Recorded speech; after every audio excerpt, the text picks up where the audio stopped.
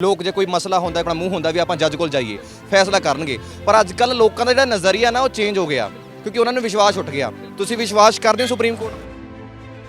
ਸਾਡੇ ਕੋਲ ਸਰ ਮੈਨੂੰ ਅਨਫੋਰਚੂਨੇਟਲੀ ਕਹਿਣਾ ਪੈ ਰਿਹਾ ਸਾਡਾ ਸਾਰਾ ਯੂਥ ਸਾਡੀਆਂ ਅੱਖਾਂ ਸੀ ਮੋਦੀ ਸਾਹਿਬ ਤੇ ਕਿ ਬਹੁਤ ਵਧੀਆ ਦੇਸ਼ ਲਈ ਕੰਮ ਕਰਨਗੇ, ਲੇਕਿਨ ਮੈਨੂੰ ਬੜਾ ਅਫਸੋਸ ਹੁੰਦਾ ਹੈ ਕਿ ਜਿੰਨੀ ਸਾਡੀ ਆਈ ਥਿੰਕ ਜਿੰਨੀ ਬੇਇੱਜ਼ਤੀ ਹੋ ਰਹੀ ਹੈ ਇੰਟਰਨੈਸ਼ਨਲ ਲੈਵਲ ਤੇ ਉਹ ਇਸ ਸਰਕਾਰ ਦੀ ਵਜ੍ਹਾ ਨਾਲ ਹੀ ਹੈ। ਮੈਨੂੰ ਪਿੱਛੇ ਵੀਡੀਓ ਆਈ ਸੀ, ਮੈਂ ਪਿੱਛੇ ਵੀ ਸੁਖਨਾ ਲੇਕ ਦੇ ਵਿੱਚ ਕਵਰ ਕੀਤਾ ਸੀ। ਕਈਆਂ ਨੂੰ ਰੋਕਣ ਦੀ ਕੋਸ਼ਿਸ਼ ਕੀਤੀ ਗਈ ਸੀ ਪੁਲਿਸ ਪ੍ਰਸ਼ਾਸਨ ਵੱਲੋਂ। ਤੁਹਾਨੂੰ ਤਾਂ ਨਹੀਂ ਕਿਸੇ ਨੇ ਕਿਹਾ ਵੀ ਇੱਥੇ ਨਹੀਂ ਖੜਨਾ? ਸਾਡੇ ਆਪਣੇ ਡੈਮੋਕ੍ਰੈਟਿਕ ਰਾਈਟਸ ਨੇ, ਅਸੀਂ ਡੈਮੋਕ੍ਰੇਸੀ ਜੀ ਰਹੇ ਹਾਂ, ਸੈਕੂਲਰ ਸਟੇਟ ਹੈ, ਸਾਨੂੰ ਆਪਣੇ ਅਸੀਂ ਪੀਸਫੁਲ ਜਿਹੜਾ ਸਾਡਾ ਪ੍ਰੋਟੈਸਟ ਹੈ ਉਹਨੂੰ ਸਾਨੂੰ ਕਰਨ ਤੋਂ ਕੋਈ ਰੋਕ ਨਹੀਂ ਸਕਦਾ। ਫਿਰ ਵੀ ਜੇ ਸਾਨੂੰ ਪੁਲਿਸ ਰੋਕੇਗੀ ਅਸੀਂ ਲawfully ਹਰ ਚੀਜ਼ ਕਰਾਂਗੇ। ਜੇ ਲੋਕ ਤਾਂ ਕਹਿ ਰਹੇ ਨੇ ਉੱਥੇ ਆਤੰਕਵਾਦੀ ਤੁਰੇ ਫਿਰਦੇ ਨੇ, ਕਹਿਣ ਨੂੰ ਤਾਂ ਜੋ ਮਰਜ਼ੀ ਕਹੀ ਜਾਣ, ਅਗਰ ਅੰਦਾਤੇ ਨੂੰ ਤੁਸੀਂ ਆਤੰਕਵਾਦੀ ਕਹਿਣ ਲੱਗ ਜਾਓਗੇ ਉਹਦਾ ਤਾਂ ਕੋਈ ਇਲਾਜ ਨਹੀਂ ਹੈਗਾ।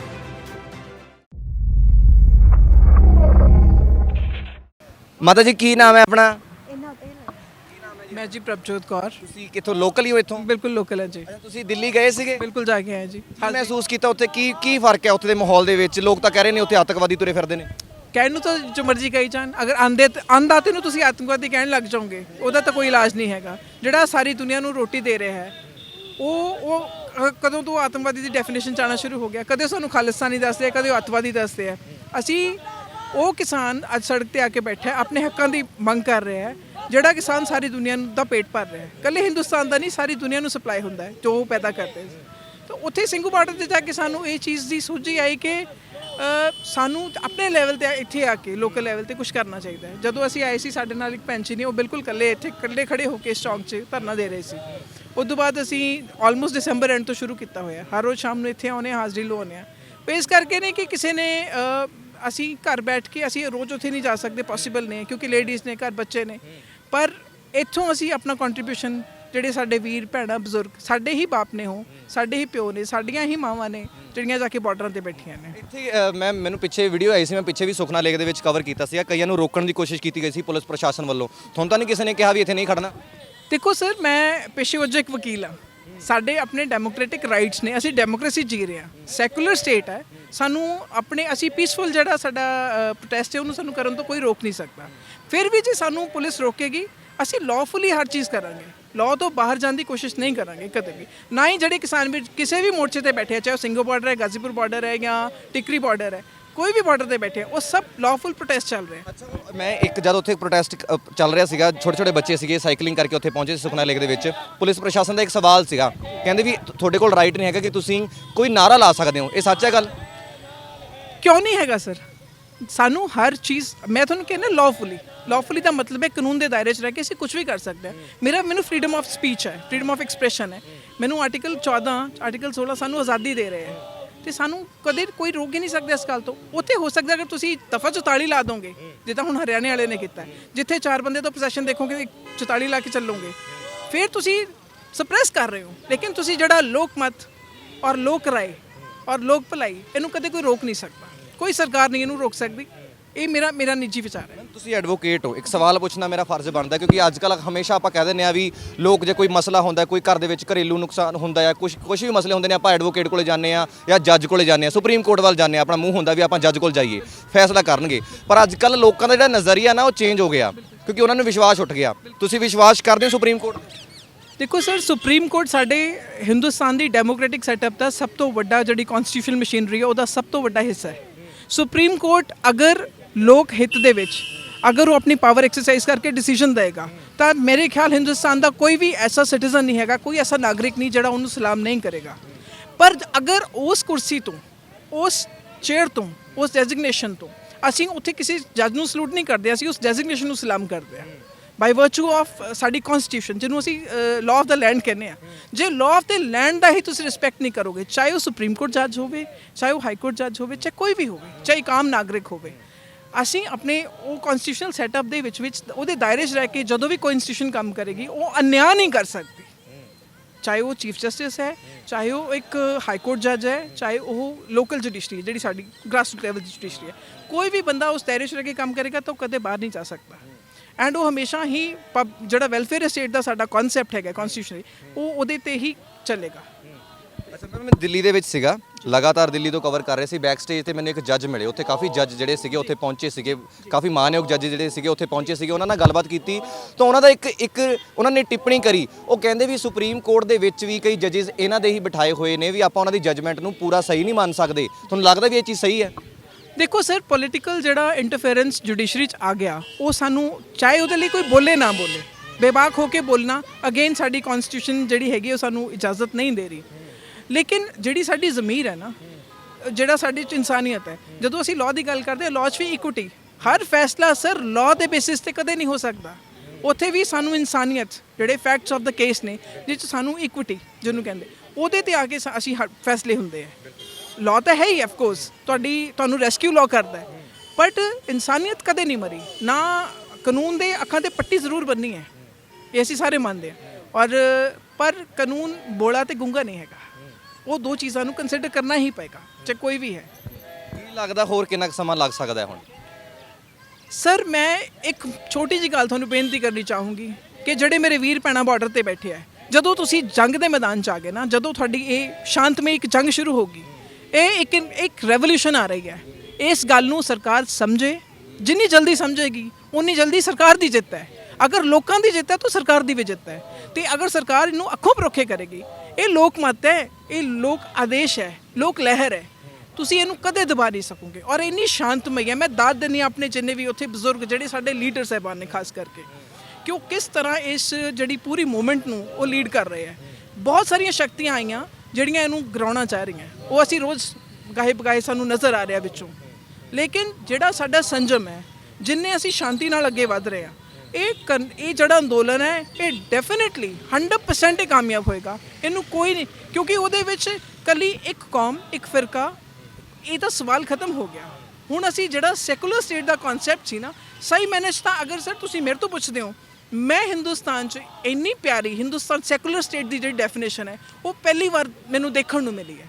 ਅਸੀਂ ਵੱਖ-ਵੱਖ ਰਾਜਾਂ 'ਚ ਜਾ ਕੇ ਘੁੰਮਦੇ ਜ਼ਰੂਰ ਹਾਂ, ਸਾਨੂੰ ਵੱਖ-ਵੱਖ ਫਿਰਕਿਆਂ ਦੇ ਲੋਕ, ਵੱਖ-ਵੱਖ ਕੌਮਾਂ ਦੇ ਲੋਕ ਮਿਲਦੇ ਆ, ਲੇਕਿਨ ਜਿੰਨਾ ਪਿਆਰ, ਜਿੰਨਾ ਇਤਫਾਕ, ਜਿੰਨੀ ਸੇਵਾ ਭਾਵਨਾ, ਜਿੰਨੀ ਡਿਵੋਸ਼ਨ, ਜਿੰਨੀ ਡੈਡੀਕੇਸ਼ਨ ਮੈਨੂੰ ਸਾਨੂੰ ਮੂਵਮੈਂਟ 'ਚੋਂ ਮਿਲੀ ਹੈ, ਆਈ ਥਿੰਕ ਉਸ ਸਰਕਾਰ ਨੂੰ ਰਾਦਰ ਇਸ ਮੂਵਮੈਂਟ ਦਾ ਥੈਂਕਫੁਲ ਹੋਣਾ ਚਾਹੀਦਾ ਹੈ ਕਿ ਜਿਹੜੀਆਂ ਲੋਕਾਂ ਦੇ ਤੁਸੀਂ ਟੁਕੜੇ ਕਰ ਰਹੇ ਸੀ ਨਾ, ਜਿਹੜੇ ਲੋਕਾਂ ਨੂੰ ਤੁਸੀਂ ਆਪਸ 'ਚ ਕਦੇ ਹਿੰਦੂ, ਕਦੇ ਮੁਸਲਿਮ, ਕਦੇ ਸਿੱਖ, ਕਦੇ ਖਾਲਿਸਤਾਨੀ, ਕਦੇ ਅੱਤਵਾਦੀ, ਖਾਲਸਾ ਏਡ ਵਰਗੀਆਂ ਜਿਹੜੀ ਇੰਸਟੀਟਿਊਸ਼ਨਸ ਨੇ, ਜਿਨ੍ਹਾਂ ਨੂੰ ਵਰਲਡ ਓਵਰ ਰੈਕਗਨੀਸ਼ਨ ਹੈ, ਉਹਨਾਂ ਨੂੰ ਤੁਸੀਂ ਟਾਰਨਿਸ਼ ਕਰਨ ਦੀ ਕੋਸ਼ਿਸ਼ ਕਰ ਰਹੇ ਸੀ। ਤੇ ਤੁਹਾਨੂੰ ਤਾਂ ਤੁਹਾਡਾ ਜਵਾਬ ਪਬਲਿਕ ਦੇ ਰਹੀ ਹੈ।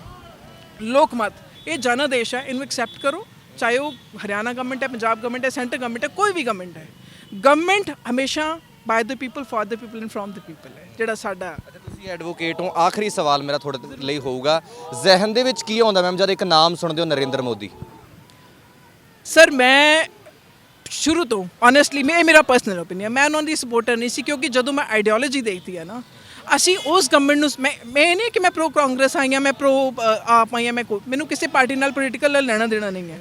ਸਾਡਾ ਜਦੋਂ ਅਸੀਂ ਕੋਈ ਗਵਰਨਮੈਂਟ ਚੂਜ਼ ਕਰਦੇ ਹਾਂ, ਉਦੋਂ ਅਸੀਂ ਇਹ ਦੇਖਦੇ ਹਾਂ ਇੰਪਲੋਇਮੈਂਟ, ਪਾਵਰਟੀ, ਜਿਹੜੇ ਸਾਡੇ ਮਸਲੇ ਹੈ, ਬਹੁਤ ਗੰਭੀਰ ਮਸਲੇ, ਸਾਡਾ ਇਨਵਾਇਰਨਮੈਂਟ ਪ੍ਰੋਬਲਮ ਜਿਹੜੀ ਸਿਖਰ 'ਤੇ ਹੈ, ਅਸੀਂ ਗਵਰਨਮੈਂਟ ਨੂੰ ਚੂਜ਼ ਕਰਦੇ ਹਾਂ ਸੈਂਸਿਬਲੀ।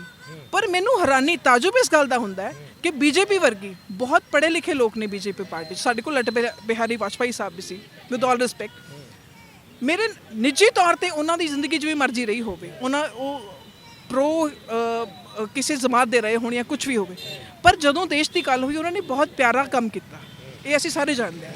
ਲੇਕਿਨ ਅਸੀਂ ਜਦੋਂ ਅਜੋਕੀ ਪ੍ਰੈਜ਼ੈਂਟ ਗਵਰਨਮੈਂਟ ਨੂੰ ਦੇਖ ਰਹੇ ਹਾਂ, ਸਾਡੇ ਕੋਲ ਸਰ, ਮੈਨੂੰ ਅਨਫੋਰਚੂਨੇਟਲੀ ਕਹਿਣਾ ਪੈ ਰਿਹਾ, ਸਾਡਾ ਸਾਰਾ ਯੂਥ, ਸਾਡੀਆਂ ਅੱਖਾਂ ਸੀ ਮੋਦੀ ਸਾਹਿਬ ਤੇ ਕਿ ਬਹੁਤ ਵਧੀਆ ਦੇਸ਼ ਲਈ ਕੰਮ ਕਰਨਗੇ, ਲੇਕਿਨ ਮੈਨੂੰ ਬੜਾ ਅਫਸੋਸ ਹੁੰਦਾ ਹੈ ਕਿ ਜਿੰਨੀ ਸਾਡੀ ਆਈ ਥਿੰਕ ਜਿੰਨੀ ਬੇਇੱਜ਼ਤੀ ਹੋ ਰਹੀ ਹੈ ਇੰਟਰਨੈਸ਼ਨਲ ਲੈਵਲ ਤੇ, ਉਹ ਇਸ ਸਰਕਾਰ ਦੀ ਵਜ੍ਹਾ ਨਾਲ ਹੀ ਹੋ ਰਹੀ ਹੈ। ਅਸੀਂ ਕੰਪੇਅਰ ਆਪਣੇ ਆਪ ਨੂੰ ਪਾਕਿਸਤਾਨ ਨਾਲ ਕਰਨਾ ਸ਼ੁਰੂ ਕਰਤਾ।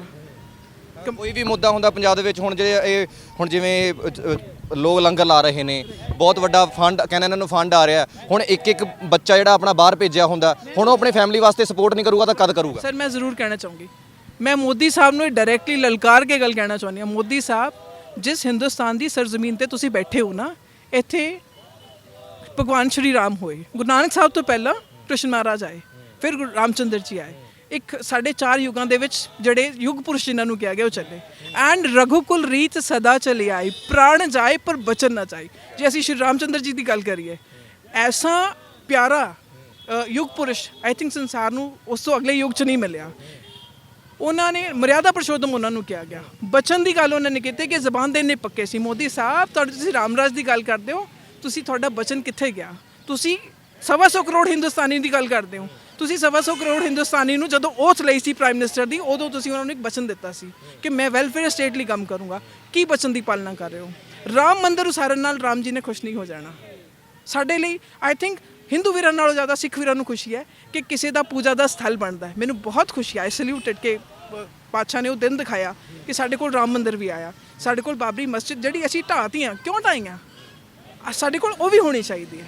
ਅਸੀਂ ਕਿਉਂ ਕਿਸੇ ਨੂੰ ਅੱਖ ਪਰੋਖੇ ਕਰਦੇ ਹਾਂ? ਹਰ ਬੰਦੇ, ਇਹ ਸੈਕੂਲਰ ਸਟੇਟ ਹੈ ਸਰ, ਮੈਂ ਬਾਰ-ਬਾਰ ਇੱਕੋ ਗੱਲ ਕਹੂੰਗੀ, ਸੈਕੂਲਰ ਸਟੇਟ ਦੇ ਵਿੱਚ ਹਰ ਧਰਮ ਨੂੰ, ਹਰ ਮਜ਼ਹਬ ਨੂੰ ਇਕੁਅਲ ਰਾਈਟ ਹੈ। ਇਹ ਕੋਈ ਇਸਲਾਮਿਕ ਸਟੇਟ ਨਹੀਂ ਹੈ ਕਿ ਜਿੱਥੇ ਇੱਕੋ ਝੰਡਾ ਝੂਲੂਗਾ। ਉੱਥੇ ਰਾਜੇਵਾਲ ਸਾਹਿਬ ਤੇ ਐਲੀਗੇਸ਼ਨ ਲੱਗੇ, ਮੈਂ ਤੁਹਾਡੇ ਮੀਡੀਆ ਦੇ ਥਰੂ ਇਹ ਗੱਲ ਜ਼ਰੂਰ ਕਹਿਣਾ ਚਾਹੂੰਗੀ ਕਿ ਜੀ ਕੇਸਰੀ ਝੰਡਾ ਚੁੱਕੀ ਫਿਰਦੇ। ਉਹ ਵੀਰੋ, ਜੇ ਮੰਦਿਰ ਦੇ ਉੱਤੇ ਲਾਲ ਝੰਡਾ ਝੂਲਦਾ ਹੈ, ਉੱਥੇ ਹਿੰਦੂ ਵੀਰ ਆ ਰਹੇ ਆ, ਉਹਨਾਂ ਦੇ ਲਾਲ ਫਲੈਗ ਨਹੀਂ। ਦੇਖੋ ਬਿਊਟੀ ਦੇਖੋ ਹਿੰਦੁਸਤਾਨ ਦੀ। ਸਿੱਖ ਵੀਰ ਜਾ ਰਹੇ ਕੇਸਰੀ ਨਿਸ਼ਾਨ ਸਾਹਿਬ ਹੈ, ਹਿੰਦੂ ਵੀਰ ਮੁਸਲਿਮ ਆ ਰਹੇ ਆ, ਉਹਨਾਂ ਦੇ ਗ੍ਰੀਨ ਕਲਰ ਦੇ ਨੇ। ਸਾਡਾ ਤਾਂ ਜੀ ਖੁਸ਼ ਹੋ ਜਾਂਦਾ ਹੈ ਵੀ ਇੰਨੀ ਵੰਨਗੀ ਦੇ ਵਿੱਚ ਇੱਕ ਏਕਤਾ ਹੈ, ਤੇ ਤੁਸੀਂ ਤੋੜਨ ਦੀ, ਹਰ ਵਾਰ ਤੋੜਨ ਦੀ ਗੱਲ ਕਰਦੇ ਹੋ। ਕਿਸੇ ਨੂੰ ਜੋੜ ਨਹੀਂ ਸਕਦੇ ਤੇ ਤੋੜ ਕਿਉਂ ਰਹੇ ਹੋ?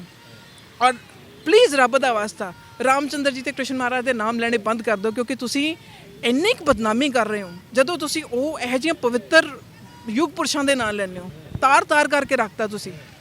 ਮੈਨੂੰ ਕਈ ਵਾਰ ਐਂ ਲੱਗਦਾ ਕਿ ਅਸੀਂ ਜਿੰਨਾ ਬੇਇੱਜ਼ਤ ਕਰ ਰਹੇ ਹਾਂ ਨਾ ਧਰਮ ਦੇ ਨਾਮ ਤੇ, ਆਪਣੇ ਜਿਹੜੇ ਸਾਡੇ ਮੰਦਰ ਮਸਜਿਦ ਨੇ ਜਾਂ ਗੁਰਦੁਆਰਾ ਸਾਹਿਬ ਨੇ, ਸਾਨੂੰ ਕਦੇ ਇਸ ਤਰ੍ਹਾਂ ਕਰਨਾ ਨਹੀਂ ਚਾਹੀਦਾ। ਸਾਨੂੰ ਕੋਈ ਵੀ ਮਜ਼ਹਬ, ਕੋਈ ਵੀ ਜਿਹੜਾ ਧਰਮ ਹੈ, ਉਹ ਕਦੇ ਇਜਾਜ਼ਤ ਨਹੀਂ ਦਿੰਦਾ। ਧਰਮ ਦਾ ਇੱਕ ਯੂਨੀਵਰਸਲ ਕੈਰੈਕਟਰ ਹੈ, ਉਹ ਤੁਹਾਨੂੰ ਜੋੜਦਾ ਹੈ, ਉਹ ਕਦੇ ਤੋੜਨਾ ਨਹੀਂ ਸਿਖਾਉਂਦਾ। ਤੇ ਜੇ ਤੁਸੀਂ ਟੁੱਟ ਰਹੇ ਹੋ, ਜੇ ਤੁਸੀਂ ਕਿਸੇ ਤੇ, ਐਂਡ ਮੋਦੀ ਸਾਹਿਬ ਇੱਕ ਗੱਲ ਹੋਰ ਵੀ ਯਾਦ ਰੱਖਣ ਨਾ, ਕਿ ਜਦੋਂ ਅਸੀਂ ਕਿਸੇ ਤੇ ਉਂਗਲੀ ਚੱਕਦੇ ਹਾਂ ਜਾਂ ਜਿਹੜੇ ਉਹਨਾਂ ਦੇ ਸਪੋਰਟਰ ਨੇ ਉਂਗਲੀ ਚੱਕ ਰਹੇ ਹੋ ਨਾ, ਤਾਂ 4 ਉਂਗਲੀਆਂ ਤੁਹਾਡੇ ਆਪ ਦੇ ਵੱਲ ਵੀ ਆ ਰਹੀਆਂ। ਗਿਰਬਾਨ ਨੇ ਸਿਰ ਨੀਵਾ ਆਪਣਾ ਗਿਰਬਾਨ में बाबा फरीद कहते सिर नीवा कर देख। ਇਹ ਕੋਈ ਅੱਜ ਵੀ ਮੋਦੀ ਸਾਹਿਬ ਅਗਰ ਗੋਡੇ ਟੇਕਦੇ ਕਿਸਾਨਾਂ ਅੱਗੇ, ਕੀ ਹੋ ਜੂਗਾ ਸਰ? ਕਿੱਡੀ ਵੱਡੀ ਗੱਲ ਹੈ। ਜਿਹਨੇ ਦਿੱਤਾ ਹੈ ਰਾਜ, ਉਹ ਖੋਣਾ ਵੀ ਜਾਣਦਾ ਹੈ, ਔਰ ਹਮੇਸ਼ਾ ਕਦੇ ਵੀ ਨਹੀਂ ਰਹਿਣੇ। ਔਰ ਆਈ ਥਿੰਕ ਅਗਰ ਅੱਜ ਮੋਦੀ ਸਾਹਿਬ ਇਹ ਗੱਲ ਮੰਨ ਲੈਂਦੇ ਆ ਤਾਂ ਬੀਜੇਪੀ ਅਗਲੇ 25 ਸਾਲ ਤੱਕ ਕਦੇ ਇਹਨੂੰ ਕੋਈ ਹਰਾ ਨਹੀਂ ਸਕੇਗਾ। ਲੋਕ ਮਤ ਜਿਹੜਾ ਇੰਨਾ ਸਟਰੋਂਗ ਹੋ ਜਾਏਗਾ ਕਿ ਹਾਂ ਕੋਈ ਗੱਲ ਨਹੀਂ। ਅਗਰ ਰਾਜੇ ਦੀ ਜਿਹੜੀ ਹੈ ਪ੍ਰਜਾ ਦੇ ਹੱਥ 'ਚ, ਰਾਜੇ ਦੀ ਹਮੇਸ਼ਾ ਹਾਰ ਹੁੰਦੀ ਹੈ ਜਦੋਂ ਪ੍ਰਜਾ ਕਿਸੇ ਹੱਥ ਤੇ ਆ ਜਾਏ, ਔਰ ਜਦੋਂ ਰਾਜਾ ਆਪਣੇ ਹੱਥ ਤੇ ਆ ਜਾਏ ਤਾਂ ਫਿਰ ਰਾਜਾ ਇਹ ਸਮਝ ਲੇ ਕਿ ਵਿਨਾਸ਼ ਕਾਲੇ ਵਿਪਰੀਤ ਬੁੱਧੀ। ਇੰਨਾ ਹੀ ਕਹਿਣਾ ਚਾਹੁੰਦਾ। ਤੁਸੀਂ ਦੇਖ ਸਕਦੇ ਹੋ ਦੋਸਤੋ, ਹੌਸਲੇ ਬੁਲੰਦ ਨੇ, ਗਲੇ ਸੁੱਕ ਗਏ, ਪਰ ਇਹਨਾਂ ਦਾ ਬੋਲਣਾ ਲਗਾਤਾਰ ਜਾਰੀ ਹੈ, ਭਾਸ਼ਣ ਲਗਾਤਾਰ ਜਾਰੀ ਹੈ। ਇੱਥੇ 7 ਫੇਸ ਡਾਲਫਿਨ ਚੌਂਕ ਦੇ ਵਿੱਚ ਖੜੇ ਆ। ਮੋਹਾਲੀ ਦੀ ਹੱਦ ਚੰਡੀਗੜ੍ਹ ਦੀ ਹੱਦ ਸਟਾਰਟ ਹੁੰਦੀ ਹੈ, ਇੱਥੇ ਮੋਹਾਲੀ ਖਤਮ ਹੁੰਦਾ ਹੈ, ਚੰਡੀਗੜ੍ਹ ਸਟਾਰਟ ਹੁੰਦਾ ਹੈ। ਇੱਥੇ ਸਾਰੇ ਪ੍ਰੋਟੈਸਟ ਹੁੰਦੇ ਨੇ, ਇੱਥੇ ਲੋਕ ਆ ਕੇ ਧਰਨੇ ਲਾਉਂਦੇ ਨੇ, ਤੇ ਇਸੇ ਜਗ੍ਹਾ ਤੇ ਇਹ ਸਾਰੇ ਬਜ਼ੁਰਗ, ਮਾਤਾਵਾਂ, ਮੇਰੇ ਹਮ ਉਮਰ ਸਾਰੇ ਲੋਕ ਜਿਹੜੇ ਇੱਥੇ ਬੈਠੇ ਨੇ। ਉਮੀਦ ਕਰਦੇ ਆ 26 ਤਰੀਕ ਤੋਂ ਪਹਿਲਾਂ ਕੋਈ ਹੱਲ ਕੱਢਿਆ ਜਾਵੇ ਤਾਂ ਕਿ ਕਿਸਾਨ ਇੰਨੀ ਠੰਡ ਦੇ ਵਿੱਚ ਉੱਥੇ ਬੈਠਾ ਆਪਣੇ ਪਰਿਵਾਰਾਂ ਨਾਲ, ਛੋਟੇ ਛੋਟੇ ਬੱਚਿਆਂ ਦੇ ਨਾਲ ਬੈਠਾ ਹੈ, ਉਹਨਾਂ ਦਾ ਕੋਈ ਹੱਲ ਕੱਢਿਆ ਜਾਵੇ ਤੇ ਮੁੜ ਤੋਂ ਆਪਣੇ ਖੇਤਾਂ ਦੇ ਵਿੱਚ ਹੱਸਦਾ ਵਸਦਾ ਨਜ਼ਰ ਆਵੇ।